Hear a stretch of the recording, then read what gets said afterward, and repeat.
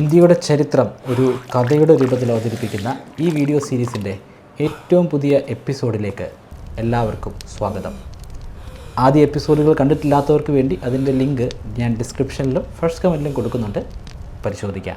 1605 ആഗ്രയിലെ അക്ബറിൻ്റെ കൊട്ടാരമാണ് സ്ഥലം. അക്ബറിൻ്റെ അറയിൽ രോഗശയ്യയിൽ കിടക്കുകയാണ്. എപ്പോൾ വേണമെങ്കിലും അത് സംഭവിക്കാം. ഇന്ത്യ കണ്ട എക്കാലത്തെയും ഏറ്റവും മികച്ച ചക്രവർത്തിമാരിൽ ഒരാളായ അക്ബർ ഈ ലോകത്തോട് തന്നെ വിട പറയാൻ പോവുകയാണ്. ഈ വാർത്ത കൊട്ടാരത്തിലുള്ള എല്ലാ ആളുകൾക്കും അറിയാം. അദ്ദേഹത്തിന് ആവശ്യമായിട്ടുള്ള ചികിത്സകളൊക്കെ കൊടുക്കുന്നുണ്ട്, പക്ഷേ അതുകൊണ്ട് കാര്യമായിട്ടുള്ള ഒരു പ്രയോജനവുമില്ല. അക്ബർ കിടക്കുന്ന ആ അറയിൽ നിന്നും അല്പം മാറി മറ്റൊരു അറയിൽ വലിയൊരു ചർച്ച നടക്കുകയാണ്. അക്ബറിൻ്റെ സദസ്സിലുണ്ടായിരുന്ന നോബിൾസ് അല്ലെങ്കിൽ പ്രഭുക്കന്മാരാണ് ആ ചർച്ചയിൽ പങ്കെടുത്തുകൊണ്ടിരിക്കുന്നത്. അക്ബറിന് ശേഷം ആരാണ്? സാധാരണഗതിയിൽ ഇത്തരത്തിലുള്ള ഒരു ചോദ്യം വരേണ്ടതല്ല, കാരണം ഒരു സിവിൽ വാർ ഒന്നും നടക്കുന്നില്ല. സ്വാഭാവികമായിട്ടും അക്ബറിൻ്റെ ഏറ്റവും മൂത്ത മകൻ തന്നെയായിരിക്കും ആ സ്ഥാനത്ത് അനുയോജ്യനായിട്ടുള്ള വ്യക്തി. പക്ഷേ ഇവിടെ ഒരു പ്രശ്നമുണ്ട്. അക്ബറിൻ്റെ മൂത്ത മകനായ സലീമും അക്ബറും തമ്മിൽ സുഖകരമായിട്ടുള്ള ഒരു റിലേഷനിലല്ല ഉള്ളത്. അവിടെയുള്ള ബഹുഭൂരിപക്ഷം പ്രഭുക്കന്മാരും ഇത് ആവർത്തിച്ച് പറഞ്ഞുകൊണ്ടിരിക്കുകയാണ്. അച്ഛൻ ജീവിച്ചിരിക്കുമ്പോൾ തന്നെ ഭരണം അട്ടിമറിക്കാൻ ശ്രമിച്ച വ്യക്തിയാണ് സലീം. അവനെ ഒരിക്കലും അടുത്ത ചക്രവർത്തിയാക്കാൻ അക്ബർ കൂട്ടാക്കില്ല. കുറച്ചു വർഷങ്ങൾക്ക് മുൻപാണ് സലീം അലഹാബാദിൽ വെച്ച് ഒരു വലിയ പ്രസ്താവന നടത്തിയത്. ഇനി ഡൽഹി സാമ്രാജ്യം ഭരിക്കാൻ പോകുന്നത് ഞാനാണ്. ആ ഘട്ടത്തിൽ അക്ബറിന് ഒരു രീതിയിലുള്ള പ്രശ്നവുമില്ല. പൂർണ്ണമായിട്ടും ആരോഗ്യവാനായി അദ്ദേഹം രാജ്യം ഭരിച്ചുകൊണ്ടിരിക്കുകയാണ്. ഇതിനെ തുടർന്ന് അക്ബർ വന്ന് സലീമിനെ കൊല്ലുമെന്നൊക്കെ ആയിരിക്കും നമ്മൾ ചിന്തിക്കുക. പക്ഷേ അങ്ങനെയൊന്നും ഉണ്ടായില്ല. അതിൻ്റെ കാരണം അക്ബറിൻ്റെ പ്രിയപ്പെട്ട പത്നിയായ ജോധാബായിയാണ്. ജോധാബായിയുടെ ഇടപെടൽ കൃത്യമായിട്ട് അവിടെ നടന്നിട്ടുണ്ട്. സലീമിനെ പറഞ്ഞ് കാര്യങ്ങൾ മനസ്സിലാക്കി. അക്ബറിനോട് സംസാരിച്ചു. ഇവർ രണ്ടുപേരുടെയും പ്രശ്നത്തിനിടയിൽ അവർ ഒരു മോഡറേറ്ററിനെ പോലെ പ്രവർത്തിച്ചു. അങ്ങനെയാണ് ആ പ്രശ്നം കാര്യമായിട്ടുള്ള പ്രത്യാഘാതങ്ങളൊന്നുമില്ലാതെ അവസാനിച്ചത്. പക്ഷേ അക്ബറിൻ്റെ ഈ അവസാന നിമിഷങ്ങളിൽ എല്ലാവരുടെയും മനസ്സിലേക്ക് ഓടി വരുന്നത് അലഹബാദിലെ ആ ഒരു പ്രസ്താവനയായിരുന്നു. അതുമാത്രമല്ല, വേറെയും ഒരുപാട് പ്രശ്നങ്ങൾ അച്ഛനും മോനും തമ്മിൽ ഉണ്ടായിട്ടുണ്ട്. അതിലൊന്നാണ് അബുൽ ഫസലിൻ്റെ മരണം. അതൊരു മരണമായിരുന്നില്ല, കൊലപാതകമായിരുന്നു. അബുൽ ഫസൽ വളരെ പ്രശസ്തനാണ്. അദ്ദേഹം അക്ബറിൻ്റെ ആത്മാർത്ഥ സുഹൃത്തായിരുന്നു. അക്ബറിൻ്റെ സദസ്സിലെ നവരത്നങ്ങൾ ഒന്നായിരുന്നു. അക്ബറിൻ്റെ ജീവചരിത്രം എഴുതിയതും അബുൽ ഫസൽ തന്നെയാണ്. ഈ അബുൽ ഫസലിനെ ക്രൂരമായി അക്ബറിൻ്റെ മൂത്ത മകനായ സലീം കൊന്നുകളഞ്ഞു. നോബിൾസ് സംസാരിച്ചുകൊണ്ടിരുന്ന ആ അറയിലേക്ക് പെട്ടെന്ന് അക്ബറിൻ്റെ പേഴ്സണൽ ബോഡി ഗാർഡ് വന്നു. അവിടെ ഉണ്ടായിരുന്ന പ്രമുഖരായിട്ടുള്ള ചില നോബിൾസിനെ അക്ബറിന് കാണണമത്രേ. ഒട്ടും സമയം കളയാതെ നോബിൾസ് നേരെ അക്ബറിൻ്റെ അറയിലേക്ക് പോയി. അക്ബർ എന്തൊക്കെയോ തീരുമാനിച്ചുറപ്പിച്ചിട്ടുണ്ട്, അതവർക്ക് ഉറപ്പാണ്. അക്ബറിൻ്റെ അറയിലെത്തി ഏതാനും നിമിഷങ്ങൾ കഴിയുമ്പോൾ തന്നെ അവർക്ക് കാര്യങ്ങൾ വ്യക്തമായി. ഒരിക്കലും അവർ അത് പ്രതീക്ഷിച്ചിരുന്നില്ല. അക്ബർ തൻ്റെ പ്രിയപ്പെട്ട പുത്രനായ സലീമിനോട് ക്ഷമിച്ചിരിക്കുന്നു. അടുത്ത ചക്രവർത്തി അത് സലീമായിരിക്കും. എന്തുകൊണ്ടാണ് സലീമിൻ്റെ പേര് തന്നെ അക്ബർ പറഞ്ഞത്? കൃത്യമായിട്ടുള്ള ഒരു ഉത്തരമില്ല. പല തരത്തിലുള്ള ഊഹാപോഹങ്ങളുണ്ട്. ജോധാബായി അക്ബറിൻ്റെ ഏറ്റവും പ്രിയപ്പെട്ട ഭാര്യയായിരുന്നു. ആ ജോധാബായിയോടുള്ള ഇഷ്ടം കാരണമാണ് സലീമിന് ആ സ്ഥാനം കൊടുത്തത്. മറ്റൊരു കൂട്ടം ചരിത്രകാരന്മാർ പറയുന്നത് സലീമിൻ്റെ കഴിവുകളെക്കുറിച്ചാണ്.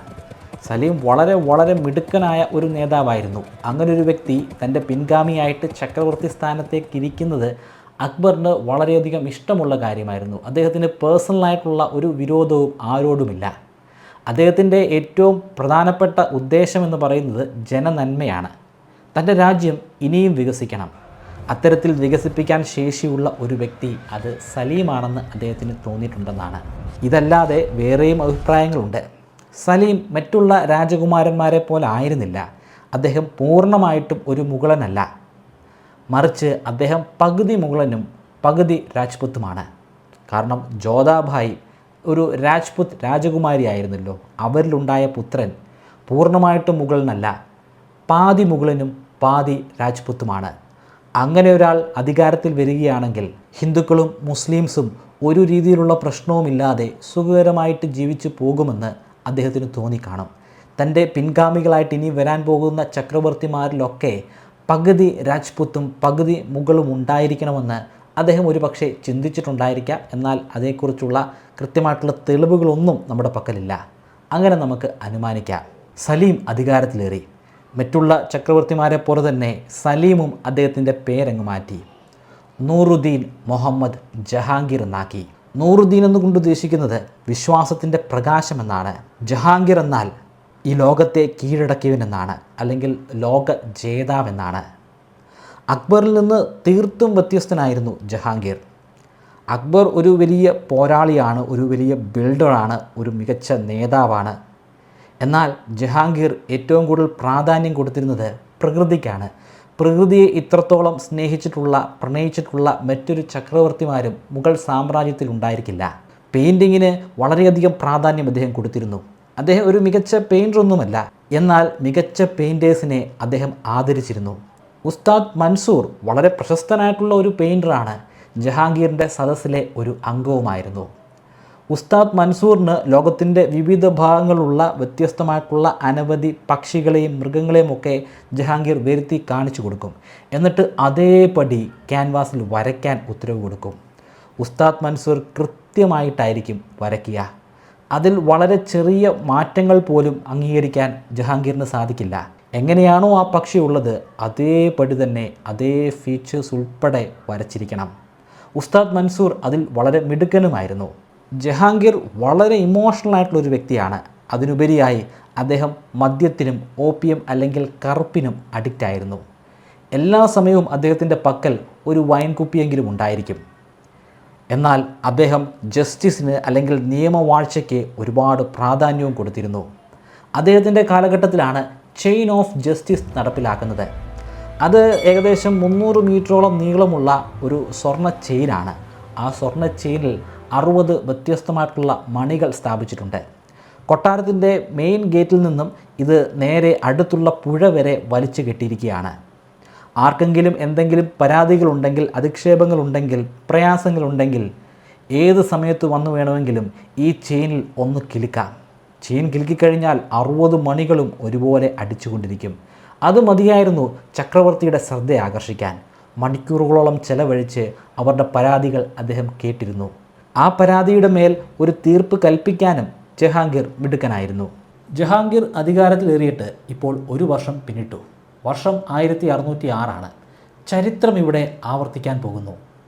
വർഷങ്ങൾക്ക് മുമ്പ് ജഹാംഗീർ തൻ്റെ അച്ഛനായ അക്ബറിനോട് എന്താണോ ചെയ്തത് അത് തന്നെ ജഹാംഗീറിൻ്റെ മൂത്ത പുത്രനായ ഖുസ്രാവു ആവർത്തിക്കുന്നു. ഖുസ്രാവു ആ കാലഘട്ടത്തിൽ ശരിക്കും ജഹാംഗീറിനേക്കാൾ കൂടുതൽ തലയെടുപ്പുള്ള, കൂടുതൽ നേതൃപാടവമുള്ള, ധീരനായിട്ടുള്ള ഒരു വ്യക്തിയായിരുന്നു, ഒരു നേതാവായിരുന്നു. അതുകൊണ്ട് തന്നെ ഏറ്റവും കൂടുതൽ ജനപിന്തുണ ആ ഘട്ടത്തിൽ ഖുസ്രാവിനാണ് ഏറ്റവും കൂടുതലുള്ളത്. ഖുസ്രാവിനോടൊപ്പം നിന്ന ആളുകൾ ഖുസ്രാവിനോട് ആവർത്തിച്ച് പറഞ്ഞു, ചക്രവർത്തിയേക്കാൾ ഏറ്റവും കഴിവുള്ളത് നിനക്കാണ്. ഈ രാജ്യം ഭരിക്കാൻ എന്തുകൊണ്ടും അനുയോജ്യനായ വ്യക്തി നീ മാത്രമാണ്. ഇതെല്ലാം കേട്ടപ്പോൾ ഖുസ്രാവിനും ഒരു പൂതിയുണ്ടായി. തനിക്ക് ഈ രാജ്യം ഭരിക്കണം, എത്രയും പെട്ടെന്ന് തന്നെ. ജഹാംഗീറിനെ ഭരിക്കാൻ വിട്ടാൽ തനിക്ക് ഒരുപാട് വർഷങ്ങൾ കാത്തിരിക്കേണ്ടി വരും. അത്രയും കാത്തിരിക്കാൻ ഖുസ്രാവിന് ക്ഷമയുണ്ടായിരുന്നില്ല. അതുകൊണ്ട് തന്നെ ആഗ്രയിൽ നിന്ന് ഒരു വലിയ സേനയുമായി അയാൾ നേരെ ലാഹോറിലേക്ക് പുറപ്പെട്ടു. എന്തിനാണ് ലാഹോറിലേക്ക് പുറപ്പെടുന്നത്? ശരിക്കും ഡൽഹിയുടെ തലസ്ഥാനമെന്ന് ആഗ്രയാണല്ലോ. ആഗ്രയിൽ തന്നെ ഒരു പ്രക്ഷോഭം നടത്തി രാജ്യം പിടിച്ചെടുത്താൽ പോരെ. പക്ഷേ ആ ഘട്ടത്തിൽ പൊളിറ്റിക്കൽ ക്യാപിറ്റൽ അത് ലാഹോറിലായിരുന്നു. ജഹാംഗീറും ആ കാലഘട്ടത്തിൽ ലാഹോറിൽ തന്നെയാണ് ഉണ്ടായിരുന്നത്. ജഹാംഗീറുള്ള മറ്റ് നേതാക്കന്മാരുള്ള ലാഹോർ പിടിച്ചെടുത്താൽ മാത്രമാണ് ഡൽഹിയെ സ്വന്തമാക്കാൻ സാധിക്കുക. ഇത് മനസ്സിലാക്കിയ ഖുസ്രാവു ഒരു വലിയ സേനയുമായി നേരെ ലാഹോറിലേക്ക് പുറപ്പെട്ടു. കുറേയധികം ദിവസങ്ങൾക്ക് ശേഷം മാത്രമേ അവർക്ക് ലാഹോറിൽ എത്തിച്ചേരാൻ സാധിക്കുള്ളൂ, കാരണം അത്രയധികം ദൂരമുണ്ട്. എന്നാൽ ഓരോ ദിവസം കഴിയും തോറും ആ സേനയുടെ വലിപ്പം കൂടി വന്നു. വഴിയിൽ കാണുന്ന ആളുകളിൽ നിന്ന് കൂടുതൽ ആളുകളെ സൈനികരായിട്ട് റിക്രൂട്ട് ചെയ്യാൻ ഖുസ്രാവിന് സാധിച്ചു. നേരെ അങ്ങ് ലാഹോറിലേക്ക് പോകുകയല്ല, അദ്ദേഹത്തിൻ്റെ ആത്മീയ ഗുരുവിനെ നേരിട്ട് കണ്ട് അദ്ദേഹത്തിൻ്റെ അനുഗ്രഹ ആശംസകൾ ഏറ്റുവാങ്ങിയതിന് ശേഷം മാത്രം ലാഹോറിൽ പോയാൽ മതിയെന്ന് ഖുസ്രാവു തീരുമാനിച്ചു. അങ്ങനെയാണ് ആ കാലഘട്ടത്തിലെ സിഖ് ജനസമൂഹത്തിൻ്റെ ഗുരുവായ അർജൻ്റെ അടുത്തേക്ക് ഖുസ്രാവു പോകുന്നത്. ഖുസ്രാവുവിനെ അർജൻ അനുഗ്രഹിച്ചു. അനുഗ്രഹം മാത്രമല്ല, സാമ്പത്തികമായിട്ട് സഹായിക്കുകയും ചെയ്തു. വലിയ സേനയുമായിട്ട് പോകുമ്പോൾ സാമ്പത്തിക ചെലവും വളരെയധികം കൂടുതലാണ്. കാരണം ഇവർക്കെല്ലാം ശമ്പളം കൊടുക്കണം, അതിനുപരിയായി ഭക്ഷണവും കൃത്യമായിട്ട് ഇവർക്ക് കൊടുക്കണം, ആയുധങ്ങൾ ഉണ്ടാക്കിയെടുക്കണം. അതിനൊക്കെ വലിയ ചിലവ് വേണ്ടിവരും. ആ ചിലവൊക്കെ അർജുൻ വഹിക്കാമെന്ന് തീരുമാനിച്ചു. അങ്ങനെ അനുഗ്രഹവും പണവും ഒക്കെയായി യാത്ര തുടരുകയാണ് തൻ്റെ പിതാവിൻ്റെ അരികിലേക്ക്. ഈ വാർത്ത നേരത്തെ തന്നെ ജഹാംഗീർ അറിഞ്ഞിട്ടുണ്ടായിരുന്നു. കാരണം രാജ്യത്തിൻ്റെ വിവിധ മേഖലകളിൽ ഒരുപാട് ചാരന്മാരുണ്ട്, സ്കൗട്ടുകളുണ്ട്. ആ സ്കൗട്ടുകളിലൂടെ ജഹാംഗീർ ഇതെല്ലാം മനസ്സിലാക്കി. അർജുനോടും തൻ്റെ പ്രിയപ്പെട്ട പുത്രനായ ഖുസ്രാവുവിനോടും അയാൾക്ക് അടക്കാനാവാത്ത കലി തോന്നി. അദ്ദേഹത്തിൻ്റെ പക്കലുണ്ടായിരുന്ന ശക്തമായിട്ടുള്ള സേനയുമായി നേരെ ഖുസ്രാവുവിൻ്റെ അരികിലേക്ക് പോയി. ഖുസ്രാവു ഇപ്പോൾ ലാഹോറിലേക്ക് പുറപ്പെടുകയാണ്. ലാഹോറിലുണ്ടായിരുന്ന ജഹാംഗീർ ഖുസ്രാവുവിൻ്റെ അരികിലേക്ക് പുറപ്പെടുകയാണ്. രണ്ട് കൂട്ടരും കണ്ടുമുട്ടുന്നത് പഞ്ചാബിൽ വെച്ചാണ്. പഞ്ചാബിലെ ഭൈറോവാൾ എന്ന പ്രദേശം. പഞ്ചാബ് എന്ന് പറയുമ്പോൾ ഇന്നത്തെ ഇന്ത്യയുടെ ഭാഗമായിട്ടുള്ള പഞ്ചാബായിട്ട് എടുക്കരുത്. ഇന്ന് ആ ഭാഗങ്ങളൊക്കെ പഞ്ചാബ് തന്നെയാണ്, പക്ഷേ അത് ഇന്ത്യയുടെ പഞ്ചാബല്ല, പാകിസ്ഥാൻ്റെ പഞ്ചാബാണ്. ഭൈറോവാളിൽ രണ്ട് സൈന്യവും പരസ്പരം ഏറ്റുമുട്ടി. കൂട്ടത്തിൽ ശക്തം ജഹാംഗീറിൻ്റെ സേന തന്നെയായിരുന്നു. അതിനെ തുടർന്ന് ഖുസ്രാവുവിന് പരാജയപ്പെടേണ്ടി വന്നു. ക്രൂരമായിട്ടാണ് ഖുസ്രാവുവിനെ പിതാവ് ശിക്ഷിക്കുന്നത്. മാനസികമായിട്ട് ആദ്യം ശിക്ഷിച്ചു. ഖുസ്രാവുവിനോടൊപ്പം വന്ന, ഖുസ്രാവുവിനെ വിശ്വസിച്ച് യുദ്ധത്തിന് ഇറങ്ങി പുറപ്പെട്ട അനേകം സൈനികരെ രണ്ട് വരികളായിട്ട് നിർത്തി. അതിൻ്റെ ഇടയിലൂടെ ബലപ്രയോഗത്തിലൂടെ ഖുസ്രാവുവിനെ ഒരു കുതിരയിലൂടെ സഞ്ചരിപ്പിച്ചു. കുതിരപ്പുറത്ത് വളരെ വിഷമത്തോടു കൂടി ഖുസ്രാവു മുന്നോട്ട് സഞ്ചരിക്കുന്നതനുസരിച്ച് അദ്ദേഹത്തിൻ്റെ രണ്ട് വശങ്ങളിലായി നിൽക്കുന്ന സൈനികരുടെ തലയറുത്തു മാറ്റുകയാണ് ജഹാംഗീറിൻ്റെ സൈന്യം. തൻ്റെ കൺമുൻപിൽ വെച്ച് തന്നെ സ്നേഹിക്കുന്ന, തന്നോടൊപ്പം യാത്ര പുറപ്പെട്ട സൈനികരെ കൊല്ലുന്നത് ഖുസ്രാവുവിന് കണ്ടിരിക്കേണ്ടി വന്നു. കൃത്യമായിട്ട് അന്ന് എത്ര പേരെ കൊന്നുവെന്ന് നമുക്ക് പറയാൻ സാധിക്കില്ല.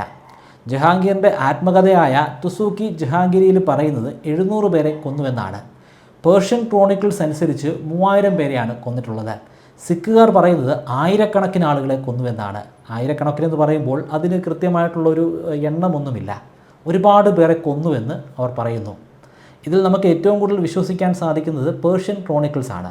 പേർഷ്യൻ ക്രോണിക്കിൾസും തുസൂക്കി ജഹാംഗീരിയും കൂടെ ചേർത്ത് നമുക്കൊരു ഉത്തരത്തിലേക്ക് വരാം. അത് അങ്ങനെ തന്നെയാണെന്ന് പറയാൻ സാധിക്കില്ല, പക്ഷേ ചരിത്രകാരന്മാർ ഏറ്റവും കൂടുതൽ അക്സെപ്റ്റ് ചെയ്യുന്നത് ഈ ഒരു കോൺസെപ്റ്റിനെയാണ്. 700 പേരെ സംഭവ സ്ഥലത്ത് വെച്ച് കൊന്നു. ബാക്കി അവശേഷിക്കുന്ന 2500 അല്ലെങ്കിൽ 2300 പേരെയോളം നേരെ തടവുകാരാക്കി കൊണ്ടുപോവുകയാണ്. തടവുകാരാക്കി കൊണ്ടുപോയതിനു ശേഷം ക്രൂരമായിട്ടുള്ള പീഡനങ്ങൾക്ക് അവർ വിധേയരാകേണ്ടി വന്നു. പിന്നീട് അതേ ജയിലിൽ തന്നെയാണ് അവർ ഇല്ലാതെയായത്. ഖുസ്രാവുവിൻ്റെയും വിധി മറിച്ചായിരുന്നില്ല. അദ്ദേഹത്തെയും തടവ് പുള്ളിയാക്കിയെന്ന് മാത്രമല്ല, അദ്ദേഹത്തിൻ്റെ കണ്ണുകുത്തി പൊട്ടിച്ചു. അന്ധനായിട്ടാണ് അദ്ദേഹത്തെ ജയിലറയിൽ അടച്ചത്. പക്ഷേ പൂർണ്ണമായിട്ടും അദ്ദേഹത്തിൻ്റെ കാഴ്ചശക്തി നഷ്ടമായില്ലെന്ന് ചരിത്രകാരന്മാർ പറയുന്നുണ്ട്. അദ്ദേഹത്തിൻ്റെ കാഴ്ചശക്തി ഭാഗികമായിട്ട് മാത്രമേ നഷ്ടപ്പെട്ടിരുന്നുള്ളൂ. ചില ചരിത്രകാരന്മാർ പറയുന്നത് പിതാവിന് തൻ്റെ പുത്രനോടുള്ള സ്നേഹം കാരണം ഭാഗികമായിട്ട് മാത്രം കാഴ്ചശക്തി നശിപ്പിക്കുകയായിരുന്നു എന്നാണ്. മറ്റൊരു വിഭാഗം ഗവേഷകർ പറയുന്നത് അതൊരു അബദ്ധമായിരുന്നു. കണ്ണ് പൂർണ്ണമായിട്ടും കുത്തിപ്പൊട്ടിക്കുക എന്നതായിരുന്നു ലക്ഷ്യം. പക്ഷേ ഒരു കണ്ണിൻ്റെ കാഴ്ച പൂർണ്ണമായിട്ടും അന്ന് നഷ്ടപ്പെട്ടിരുന്നില്ല. എന്തായാലും ഖുസ്രാവുവിൻ്റെ അന്ത്യം ആ ജയിലറയിൽ തന്നെയായിരുന്നു. ഇത്രയധികം ആളുകളെ കൊന്നെങ്കിലും ജഹാംഗീറിൻ്റെ ദേഷ്യം അതുകൊണ്ടൊന്നും അടങ്ങുമായിരുന്നില്ല. ആരാണ് ഖുസ്രാവുവിന് ആവശ്യമായിട്ടുള്ള സാമ്പത്തിക സഹായം കൊടുത്തത്? അത് സിഖുകാരുടെ നേതാവായ ഗുരു അർജുനാണ്. നേരെ അദ്ദേഹം സൈന്യവുമായി ഗുരു അർജുൻ്റെ അടുത്തേക്ക് പോയി. ഗുരു അർജുനെ ക്രൂരമായിട്ടാണ് കൊലപ്പെടുത്തുന്നത്. അദ്ദേഹത്തെ ഒരു വലിയ പ്ലേറ്റിൻ്റെ മുകളിൽ ഇരുത്തിയതിന് ശേഷം ആ പ്ലേറ്റിൻ്റെ അടിയിൽ വലിയൊരു അഗ്നിഗോളം ഉണ്ടാക്കി. അങ്ങനെ ശരീരം മുഴുവനും വെന്തുരുകിയാണ് ഗുരു അർജുൻ മരണമടയുന്നത്. മരണത്തിൻ്റെ വേദന ഒന്നുകൂടി വർദ്ധിപ്പിക്കാനായി ചുട്ടുപഴുത്ത മണൽ അദ്ദേഹത്തിൻ്റെ ദേഹത്തേക്ക് വാരി പൂശുകയും ചെയ്തിട്ടുണ്ടായിരുന്നു. അങ്ങനെ വെന്തുരുകി ഗുരു അർജുൻ ഇല്ലാതെയായി. അതോടുകൂടി സിഖുകാരുടെ മനോഭാവം തന്നെ മാറി. സിഖുകാർ ആ കാലഘട്ടം വരെ വളരെയധികം സമാധാനപ്രിയരായിട്ടുള്ള ഒരു വിഭാഗം ആളുകളായിരുന്നു. പക്ഷേ തങ്ങളുടെ പ്രിയപ്പെട്ട നേതാവിനേറ്റ ക്രൂരമായിട്ടുള്ള പീഡനത്തെ തുടർന്ന് അവർ ആകെ മാറി. ഗുരു അർജുൻ്റെ മകനാണ് അടുത്ത ഗുരുവായിട്ട് മാറുന്നത്. അദ്ദേഹത്തിൻ്റെ പേര് ഗുരു ഹർഗോവിന്ദ് എന്നാണ്. ഗുരു ഹർഗോവിന്ദിൻ്റെ പക്കൽ എപ്പോഴും 2 വാളുകളുണ്ടായിരുന്നു. ഒരു വാൾ അവരുടെ സ്പിരിച്വാലിറ്റി സൂചിപ്പിക്കുന്നതായിരുന്നു. രണ്ടാമത്തെ വാൾ സിഖുകാരെ സംരക്ഷിക്കാൻ വേണ്ടിയുള്ള ഒരു ഉടവാളായിരുന്നു. 1611 ജഹാംഗീർ തൻ്റെ കൊട്ടാര വളപ്പിൽ തന്നെ സ്ഥിതി ചെയ്യുന്ന ഒരു ബാസാറിലൂടെ നടക്കുകയായിരുന്നു. അത്തരത്തിൽ ബാസാറിലൂടെയൊക്കെ സഞ്ചരിക്കുന്നത് അദ്ദേഹത്തിൻ്റെ ആ കാലഘട്ടത്തിലൊരു വിനോദമാണ്. അങ്ങനെ നടക്കുന്നതിനിടയിലാണ് അതിസുന്ദരിയായ ഒരു സ്ത്രീയെ അദ്ദേഹം കാണുന്നത്. 34 വയസ്സുകാരിയായ മെഹറുന്നിസ. ഒപ്പമുണ്ടായിരുന്ന മിനിസ്റ്ററോട് ചോദിച്ചു, ആരാണ് ആ അതിസുന്ദരിയായ സ്ത്രീ? എനിക്കവരെ വിവാഹം കഴിക്കണമെന്ന് തോന്നുന്നു, എത്രയും പെട്ടെന്ന് നിങ്ങൾ അവരെ അറിയിക്കുക. പക്ഷേ മിനിസ്റ്ററിന് അദ്ദേഹത്തെ പിന്തിരിപ്പിക്കാനാണ് തോന്നിയത്. കാരണം മെഹറുന്നിസ സാധാരണ ഒരു പെൺകുട്ടിയല്ല, അവർ വിവാഹിതയാണ്.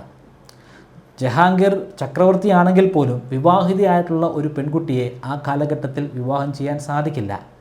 മിനിസ്റ്റർ വളരെ വിഷമത്തോടു കൂടി തന്നെ ജഹാംഗീറിനോട് പറഞ്ഞു, താങ്കൾക്ക് അവരെ വിവാഹം ചെയ്യാൻ സാധിക്കുമെന്ന് തോന്നുന്നില്ല. കാരണം അവരൊരു പേർഷ്യൻ ഓഫീസറായ അഫ്ഗാൻ ഖാൻ്റെ ഭാര്യയാണ്. ജഹാംഗീറിന് അത് വലിയ രീതിയിലുള്ള ഒരു വിഷമമാണ് ഉണ്ടാക്കിയത്. പക്ഷേ ഒട്ടും വൈകാതെ തന്നെ അദ്ദേഹത്തിൻ്റെ വിഷമം മാറി. കുറച്ച് മാസങ്ങൾ കൂടി കഴിഞ്ഞപ്പോൾ മുഗൾ സാമ്രാജ്യത്തിൻ്റെ തന്നെ കീഴിൽ വരുന്ന ബംഗാളിൽ ഒരു ചെറിയ പ്രശ്നമുണ്ടായി.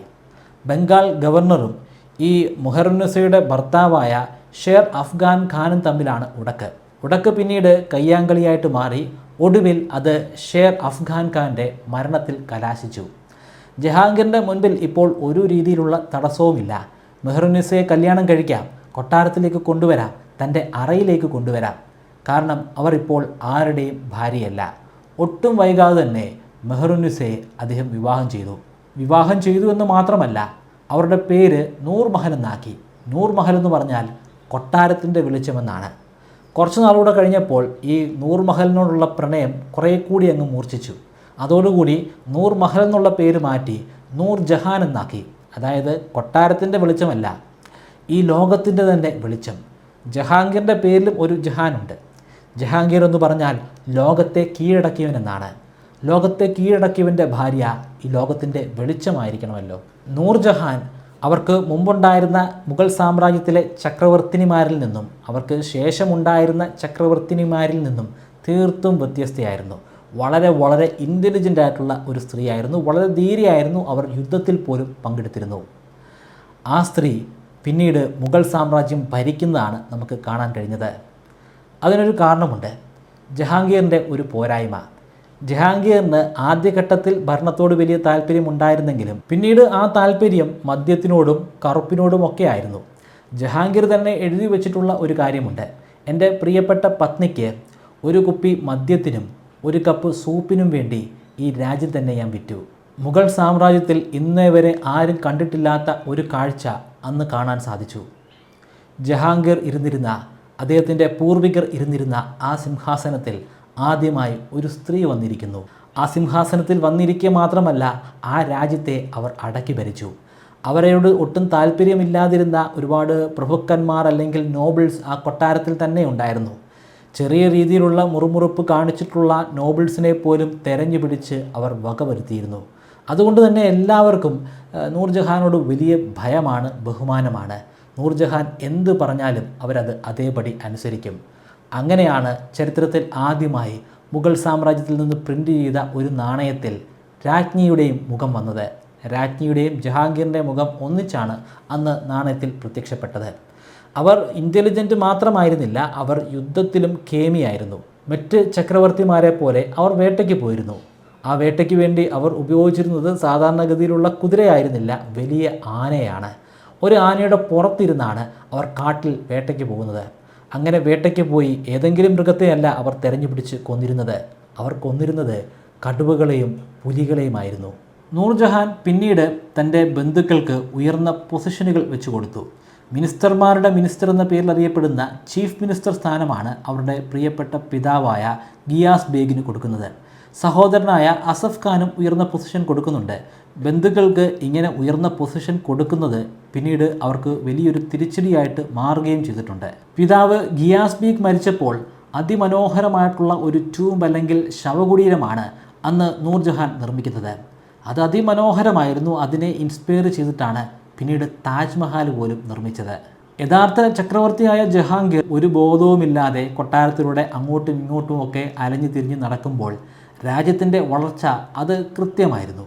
വളരെ മികച്ച രീതിയിൽ വളരാനും വികസിക്കാനും സാമ്പത്തികമായിട്ടുള്ള ഒരു ഉന്നതിയിൽ എത്തിച്ചേരാനുമൊക്കെ നൂർജഹാൻ്റെ കീഴിൽ ഡൽഹിക്ക് സാധിക്കുന്നുണ്ട്.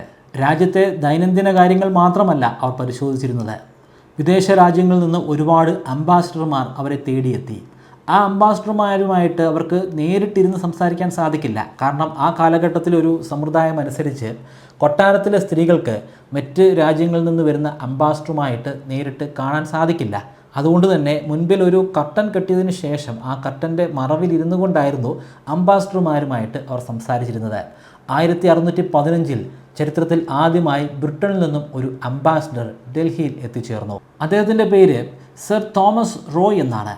അദ്ദേഹത്തെ ഡൽഹിയിലേക്ക് അയച്ചത് ആ കാലഘട്ടത്തിലെ ബ്രിട്ടീഷ് രാജാവായിരുന്ന ജെയിംസ് ഒന്നാമനാണ്. ആ വരവിന് പിന്നിൽ ഒരു ഉദ്ദേശലക്ഷ്യം ഉണ്ടായിരുന്നു. അവർ ഒരു പുതിയ കമ്പനി സ്ഥാപിക്കുന്നു. ആ കമ്പനിക്ക് ഇന്ത്യയിൽ ഒരു ഫാക്ടറി നിർമ്മിക്കണം. കമ്പനിയുടെ പേര് ഈസ്റ്റ് ഇന്ത്യ കമ്പനി. 3 വർഷക്കാലമാണ് തോമസ് റോയ്ക്ക് കൊട്ടാരത്തിൽ കഴിയേണ്ടി വന്നത്. കാരണം എല്ലാ സമയവും മദ്യപിച്ച് ഒരു ലെവലുമില്ലാതെ നടക്കുന്ന ജഹാംഗീറിനോട് ഈ കാര്യം അവതരിപ്പിക്കാൻ സാധിക്കുന്നില്ല. നേരിട്ട് ഒന്ന് മുഖത്തോട് മുഖം നോക്കാൻ പോലും സാധിക്കുന്നില്ല നൂർജഹാനുമായിട്ട്. അങ്ങനെ വലിയ പ്രതിസന്ധിയിലായിരുന്നു തോമസ് റോയ്. പക്ഷേ അദ്ദേഹത്തെ ഒരു കാര്യം അത്ഭുതപ്പെടുത്തി, അവിടുത്തെ സമ്പത്ത്. ജഹാംഗീറിൻ്റെ പിറന്നാൾ ദിവസങ്ങൾ അദ്ദേഹത്തിന് സമ്മാനമായി കിട്ടുന്ന സ്വർണത്തിൻ്റെയും മറ്റ് ആഭരണങ്ങളുടെയും ഒക്കെ അളവ് അദ്ദേഹത്തിൻ്റെ ശരീരഭാരത്തെക്കാളുമൊക്കെ വളരെ കൂടുതലായിരുന്നു. അത്രയധികം സ്വർണം ജീവിതത്തിൽ ഒരിക്കൽ പോലും തോമസ് റോയ് ഒറ്റ നോട്ടത്തിൽ കണ്ടിരുന്നില്ല. 3 വർഷം അവിടെ കറങ്ങി തിരിഞ്ഞ് നടന്നെങ്കിൽ പോലും അദ്ദേഹത്തിന് ജഹാംഗീറിൽ നിന്നും ഒരു കരാറ് കിട്ടി. ആദ്യമായി ഒരു കമ്പനി സ്ഥാപിക്കാനുള്ള കരാർ. ഇന്നത്തെ ഗുജറാത്തിലെ സൂററ്റിലാണ് അവർക്ക് കമ്പനി പണിയാനുള്ള ഒരു അവകാശം കിട്ടുന്നത്. ഇതൊരു തുടക്കമായിരുന്നു. ഡൽഹിയിലേക്കുള്ള അല്ലെങ്കിൽ ഇന്ത്യയിലേക്കുള്ള കവാടം മലർക്കെ തുറന്നുകൊണ്ടുള്ള ഒരു തുടക്കം. പിന്നീട് ബ്രിട്ടീഷുകാർക്ക് ഇന്ത്യ ഏതാണ്ട് പൂർണ്ണമായിട്ട് അടക്കി ഭരിക്കാൻ സാധിച്ചു. 1620കളൊക്കെ ആയപ്പോഴേക്കും ജഹാംഗീറിൻ്റെ ആരോഗ്യത്തിൽ ഒരു തീരുമാനമായി. എപ്പോഴും മദ്യവും കറുപ്പുമായിട്ടൊക്കെ ഇങ്ങനെ നടന്നതല്ലേ. അങ്ങനെ നടന്ന് അദ്ദേഹത്തിന് നേരെ ചൊവ്വയൊന്നും നടക്കാൻ പോലും പറ്റാത്ത അവസ്ഥയുണ്ടായി. തീർച്ചയായിട്ടും ഈ ഘട്ടത്തിൽ വലിയ ചർച്ചകളുണ്ടാകും. ആരാണ് അടുത്ത ചക്രവർത്തി? ജഹാംഗീർ എപ്പോൾ വേണമെങ്കിലും നിലം പതിക്കും. അന്ന് ഏറ്റവും കൂടുതൽ സാധ്യത കൽപ്പിച്ചിരുന്നത് ഖുറം എന്ന് പറയുന്ന ജഹാംഗീറിൻ്റെ മകനാണ്. ഖുറം അതിശക്തനാണ്, മിടുക്കനാണ്, നല്ല ഒരു സൈനിക നേതാവ് കൂടിയാണ്. ഡെക്കാൻ മേഖലകളിൽ അദ്ദേഹം ഒരുപാട് യുദ്ധങ്ങൾ വിജയിച്ചിട്ടുണ്ട്. പക്ഷേ നൂർജഹാന് ഖുറാമിനോട് ഒട്ടും താല്പര്യമില്ല. കാരണം നൂർജഹാൻ്റെ പുത്രനല്ല ഖുറാം. നൂർജഹാൻ്റെ പുത്രനല്ലെന്ന് മാത്രമല്ല, ജഹാംഗീറിൽ നൂർജഹാന് ഒരു പുത്രനോ ഒരു പുത്രിയോ ഉണ്ടായിട്ടില്ല. അവർക്കാകെ ഉള്ളത് ഒരു പുത്രി മാത്രമാണ്. എന്നാൽ അത് മുൻപത്തെ ഭർത്താവായിരുന്ന ഷേർ അഫ്ഗാൻ ഖാനിൽ ഉണ്ടായതാണ്. അവരുടെ പേര് ലാൽഡി ബീഗം എന്നാണ്. നൂർജഹാൻ ഒരു മണ്ടിയൊന്നുമല്ലല്ലോ, ബുദ്ധിരാക്ഷസിയാണ്. അതുകൊണ്ട് തന്നെ ബുദ്ധിപൂർവ്വം മുൻപ് തന്നെ അവരൊരു കാര്യം ചെയ്തു വച്ചിട്ടുണ്ടായിരുന്നു. ലാൽഡി ബീഗത്തെ കൊണ്ട് ജഹാംഗീറിൻ്റെ ഇളയ പുത്രനായ ഷെഹരിയാറിനെ വിവാഹം ചെയ്യിപ്പിച്ചു. ഷെഹരിയാറിനെ തന്നെ വിവാഹം ചെയ്യിപ്പിക്കാൻ ഒരു കാരണമുണ്ട്. ഷെഹരിയാർ അത്ര ശക്തനായിട്ടുള്ള ഒരു രാജകുമാരനൊന്നുമല്ല. അദ്ദേഹത്തെ കൊണ്ട് സ്വന്തമായിട്ട് ഭരിക്കാനൊന്നും സാധിക്കില്ല. നൂർജഹാൻ്റെ ആവശ്യവും അതുതന്നെയാണ്. സ്വന്തമായിട്ട് ഭരിക്കാൻ ശേഷിയില്ലാത്ത ഒരാളാണ് അടുത്ത ചക്രവർത്തി എങ്കിൽ മുമ്പ് ഭരിച്ചിരുന്നത് പോലെ അവർക്ക് പിന്നെയും ഭരണം തുടർന്നു പോകാൻ സാധിക്കും. പക്ഷേ ഷെഹരിയാറിനേക്കാൾ അതിശക്തനാണ് ഖുറാം. അതുകൊണ്ട് തന്നെ നോബിൾസ് ഖുറത്തിൻ്റെ പേരായിരിക്കും ചക്രവർത്തിയായിട്ട് പറയുക. 1622 പേർഷ്യക്കാർ മുഗൾ സാമ്രാജ്യത്തെ ആക്രമിച്ചു. മുഗൾ സാമ്രാജ്യത്തെ ആക്രമിച്ചു എന്ന് പറയുമ്പോൾ ഡൽഹിയെ ആക്രമിച്ചു, ഇന്ത്യയെ ആക്രമിച്ചു എന്നൊന്നും അർത്ഥമില്ല. കാരണം മുഗൾ സാമ്രാജ്യം അപ്പോഴേക്കും ഒരു വലിയ സാമ്രാജ്യമായിട്ട് മാറിയിരുന്നു. ഇന്ന് കാണുന്ന ഇന്ത്യ മാത്രമല്ല മുഗൾ സാമ്രാജ്യത്തിൻ്റെ ഭാഗമായിട്ടുണ്ടായിരുന്നത്. ആ കാലഘട്ടത്തിലെ കാണ്ഡഹാർ അവരുടെ ഭാഗമായിരുന്നു. കാണ്ഡഹാർ എന്ന് പറയുന്നത് ഇന്ന് അഫ്ഗാൻ്റെ ഭാഗമാണ്. കാണ്ഡഹാറിനെയാണ് പേർഷ്യ ആക്രമിക്കുന്നത്. പേർഷ്യ എന്ന് പറയുന്നത് ഇന്നത്തെ ഇറാനുമാണ്. ഈ ഒരു യുദ്ധവിവരം അറിഞ്ഞപ്പോൾ ശരിക്കും നൂർജഹാന് അതിയായ സന്തോഷമാണ് തോന്നിയത്. അവർ ഖുറത്തിനെ അടുത്തേക്ക് വിളിച്ചു. കാണ്ഡഹാറിൽ വലിയ യുദ്ധം നടക്കുന്നുണ്ട്, നിനക്ക് മാത്രമാണ് നമ്മളെ സംരക്ഷിക്കാൻ സാധിക്കുക, എത്രയും പെട്ടെന്ന് ഒരു സേനയുമായി കാണ്ഡഹാറിലേക്ക് പോവുക. ഖുറം പറഞ്ഞു, ആ കളി നിങ്ങൾ കൈ തന്നെ വെച്ചാൽ മതി. എന്നെ ഇവിടുന്ന് പറഞ്ഞു വിട്ട് നിങ്ങൾ എന്താണ് ചെയ്യാൻ പോകുന്നതെന്ന് എനിക്കറിയാം. ഞാൻ ഡൽഹി വിട്ട് കഴിഞ്ഞാൽ അടുത്ത നിമിഷം നിങ്ങൾ എൻ്റെ പിതാവിന് വിഷം കൊടുക്കും. അതിൻ്റെ അടുത്ത നിമിഷം നിങ്ങൾ എൻ്റെ ഇളയ അനിയനായ ഷെഹരിയാറിന് ഈ രാജ്യത്തിൻ്റെ കിരീടം വെച്ച് കൊടുക്കും. ആ കളി ഇങ്ങോട്ടിറക്കണ്ട. ശരിക്കും ഖുറം വളരെ മോശമായിട്ട് തന്നെയാണ് നൂർജഹാനോട് ഇടപെടുന്നത്. മോശമായിട്ട് അപ്പോൾ ഇടപെടുകയും പിന്നീട് ഒരു വലിയ കലാപത്തിന് ആസൂത്രണം കൊടുക്കുകയും ചെയ്തു ഖുറാം. വലിയ ലഹളയാണ് പിന്നീട് നടന്നത്. ആ ലഹള ഒന്ന് അടിച്ചൊതുക്കാനായി തൻ്റെ പക്കലുള്ള വജ്രായുധം തന്നെ നൂർജഹാൻ ഉപയോഗിച്ചു. ആ കാലഘട്ടത്തിൽ മുഗൾ സാമ്രാജ്യത്തിൽ ഉണ്ടായിരുന്ന ഏറ്റവും മികച്ച കമാൻഡറായ മഹബത് ഖാനെ കലാപം അടിച്ചമർത്താനായിട്ട് അയച്ചു. മഹബത് ഖാൻ മിടുക്കനാണ്. അദ്ദേഹം കലാപം അടിച്ചൊതുക്കിയെന്ന് മാത്രമല്ല, ഖുറത്തിൻ്റെ മക്കളായ ദാരാ ഷിക്കോവിനെയും ഔറംഗസേബിനെയും കൊട്ടാരത്തിലേക്ക് പിടിച്ചുകൊണ്ടുവന്നു. അവിടെ വന്ന് ബന്ദികളാക്കി. ഖുറത്തിനെ കൊട്ടാരത്തിലേക്ക് കൊണ്ടുവരുന്നത് ചങ്ങലക്കിട്ടിട്ടാണ്. എന്നിട്ട് ബലപ്രയോഗത്തിലൂടെ അദ്ദേഹത്തെ കൊണ്ട് ജഹാംഗീറിനോട് മാപ്പ് പറയിച്ചു. ഇനി ഒരിക്കലും ഇത്തരത്തിലുള്ള ഒരു അട്ടിമറിക്ക് ശ്രമിക്കുകയില്ലെന്ന് അന്ന് ഖുറത്തിന് പറയേണ്ടി വന്നു. ഖുറാം പിന്നീട് ആക്രമിച്ചു വരാതിരിക്കാനായി അദ്ദേഹത്തിൻ്റെ മക്കളായ ഔറംഗസേബിനെയും ദാരാ ഷിക്കോവിനെയും കൊട്ടാരത്തിൽ തന്നെയാണ് താമസിപ്പിച്ചത്. ഖുറാം പിന്നീട് ഒളിവിൽ പോയി. എവിടെയാണെന്ന് ആർക്കും കൃത്യമായിട്ടുള്ളൊരു ധാരണയില്ല. പക്ഷേ പതിഞ്ഞിരിക്കുകയാണ്. എപ്പോൾ വേണമെങ്കിലും ഒരു പുലിയെപ്പോലെ ചാടി വീഴാം. ഒരു അവസരത്തിനു വേണ്ടി അയാൾ കാത്തിരിക്കുകയാണ്. വെറുതെ കാത്തിരിക്കുക മാത്രമല്ല, അതിനു പുറമെ വേറെ ചില തന്ത്രങ്ങൾ കൂടി അദ്ദേഹം മെനഞ്ഞിട്ടുണ്ട്. അതെന്താണെന്ന് വഴിയെ നമുക്ക് മനസ്സിലാക്കാം. 4 വർഷങ്ങൾ കൂടി കഴിഞ്ഞ് 1626 ആയപ്പോഴേക്കും മഹബത് ഖാൻ കുറേ കൂടി ശക്തനായിട്ട് മാറി. അദ്ദേഹത്തിന് ഇപ്പോൾ നോബിൾസിൻ്റെ പിന്തുണയുണ്ട്. കൂടാതെ കുറേ കൂടെ ഒരു വലിയ ആർമി അദ്ദേഹത്തിൻ്റെ പക്കലുണ്ട്. ഇത്രയും ശക്തനായ സ്ഥിതിക്ക് എന്തുകൊണ്ട് എനിക്ക് ഈ സാമ്രാജ്യം തന്നെ പിടിച്ചെടുത്തുകൂടാ? മുഗൾ സാമ്രാജ്യത്തെ ഇല്ലാതെയാക്കി എൻ്റെ തന്നെ ഒരു പുതിയ സാമ്രാജ്യം ഉണ്ടാക്കിക്കൂടാ? ജഹാംഗീറിൻ്റെ ആരോഗ്യം വഷളായതിനെ തുടർന്ന് അദ്ദേഹത്തിൻ്റെ അന്ത്യവിശ്രമ സ്ഥലമായ ലാഹോറിലേക്ക് കൊണ്ടുപോകാൻ നൂർജഹാൻ തീരുമാനിച്ചു. ജഹാംഗീറിന് വളരെയധികം താല്പര്യമുള്ള സ്ഥലമാണ് ലാഹോർ. കാശ്മീരിലെ ജലം നദി താണ്ടിയിട്ട് വേണം അവർക്ക് അപ്പുറത്തേക്ക് പോകാൻ. അങ്ങനെ ജലം നദി താണ്ടുന്നതിനിടയിൽ മഹബത് ഖാൻ ഒരു ബുദ്ധി പ്രയോഗിച്ചു. അതിലൂടെ അദ്ദേഹത്തിന് ചക്രവർത്തിയെ തന്നെ തടവിലാക്കാൻ സാധിച്ചു. ചക്രവർത്തിയെ കൊന്നിട്ട് അദ്ദേഹത്തിന് സ്വയം അധികാരത്തിലേറാം. നിലവിൽ തടവിലാണുള്ളത്. ആ ചക്രവർത്തിയെ അവിടെ നിന്ന് മോചിപ്പിക്കേണ്ടത് തൻ്റെ ആവശ്യമാണെന്ന് നൂർജഹാന് കൃത്യമായിട്ട് അറിയാമായിരുന്നു. അതുകൊണ്ട് ഒരു വലിയ സേനയുമായി നൂർജഹാൻ നേരിട്ട് യുദ്ധ മുന്നണിയിലേക്ക് ഇറങ്ങി. ഒരു വലിയ ആനപ്പുറത്തിരുന്നു കൊണ്ടാണ് അവർ യുദ്ധം ചെയ്യുന്നത്. ആ യുദ്ധത്തിൽ മഹബത് ഖാനോട് നൂർജഹാൻ തോറ്റുപോയതിനു ശേഷം അവർക്ക് വേണമെങ്കിൽ അവിടെ നിന്ന് ഓടി രക്ഷപ്പെടാമായിരുന്നു. പക്ഷേ അവർ ഓടി രക്ഷപ്പെട്ടില്ല. അവരുടെ കയ്യിൽ ഒരു പ്ലാൻ ബി ഉണ്ടായിരുന്നു. പ്ലാൻ ബി അനുസരിച്ച് അവർ കീഴടങ്ങിയിട്ട് മഹബത് ഖാനോട് ഒരു അപേക്ഷ മാത്രം പറഞ്ഞു. എനിക്ക് വേറെ ആഗ്രഹങ്ങളൊന്നുമില്ല. മരിക്കുന്നിടം വരെ എനിക്ക് എൻ്റെ ഭർത്താവിനോടൊപ്പം കഴിയണം. അതിപ്പോൾ ഒരു തടവറയിലാണെങ്കിലും കുഴപ്പമില്ല. എന്നെ അദ്ദേഹത്തിൻ്റെ തടവറയിൽ തന്നെ കിടത്തണമെന്ന് അവർ അപേക്ഷിച്ചു. മഹബത് ഖാന് അതിൽ വിരോധമൊന്നും ഉണ്ടായിരുന്നില്ല. കാരണം അവർ ചക്രവർത്തി സ്ഥാനമൊന്നുമല്ലല്ലോ ചോദിക്കുന്നത്, തടവറയിൽ ഒരു സ്ഥാനമല്ലേ. അദ്ദേഹം സന്തോഷത്തോടു കൂടി തന്നെ നൂർജഹാനെ ചക്രവർത്തി കിടക്കുന്ന അതേ തടവറയിലേക്ക് തന്നെ കൊണ്ടുപോയി. പക്ഷേ അതവരുടെ പ്ലാൻ ബി ആണെന്ന് മഹബത് ഖാന് അന്ന് മനസ്സിലാക്കാൻ സാധിച്ചില്ല. എങ്ങനെ തൻ്റെ പ്രിയപ്പെട്ട ഭർത്താവിനെ ആ തടവറയിൽ നിന്ന് രക്ഷപ്പെടുത്താൻ സാധിക്കുമെന്നുള്ള ഒരു തന്ത്രവുമായിട്ടാണ് അവർ ആ തടവറയിലേക്ക് പോകുന്നത്. അത് യാഥാർത്ഥ്യമാക്കാൻ അവർക്ക് അധിക നേരമൊന്നും കാത്തിരിക്കേണ്ടി വന്നില്ല. അവശനായ ജഹാംഗീറിനെ കൊണ്ട് അവർ ആ തടവറയിൽ നിന്നും രക്ഷപ്പെട്ടു. നേരെ പോകുന്നത് ലാഹോറിലേക്ക് തന്നെയാണ്. പക്ഷേ ലാഹോർ വരെ എത്തിച്ചേരാൻ അവർക്ക് സാധിച്ചില്ല. രോഗശയ്യയിലാണല്ലോ ജഹാംഗീർ. അദ്ദേഹത്തിന് കാശ്മീരിലെ ആ തണുത്ത കാലാവസ്ഥയുമായിട്ട് പൊരുത്തപ്പെടാൻ സാധിച്ചില്ല. രോഗം കലശലായി. കാശ്മീരിൽ വെച്ച് തന്നെ അദ്ദേഹം മരണമടഞ്ഞു. വർഷം 1627.